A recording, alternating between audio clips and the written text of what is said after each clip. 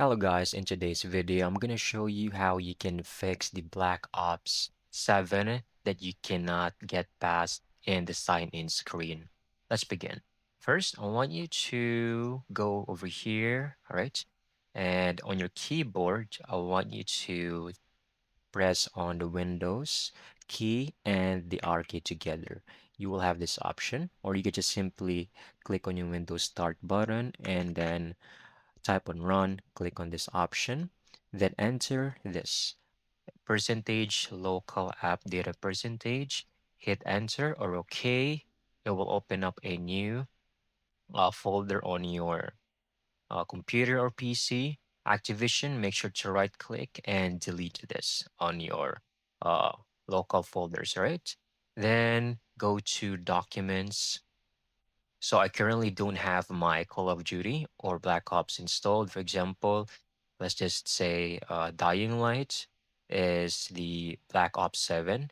Right click and delete. We just need to delete the Activision folder and the Black Ops 7.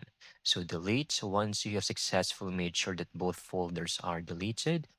Go back to your Microsoft Store and sign out of your account because we actually need to reset the Microsoft Store. All right. Once you've successfully signed out, head over here, run same earlier, but this time we're going to type ws reset.exe. Now this will reset your Microsoft account, or what I mean is the Microsoft Store on your Windows. Just click on OK. Don't worry, it won't actually affect anything integral. Once done, relaunch Microsoft Store, log in into your account, and everything should now be fixed. But before that, restart or reboot your PC, go back here on your screen, and that's it. You have now successfully fixed this ongoing issue on Black Ops 7.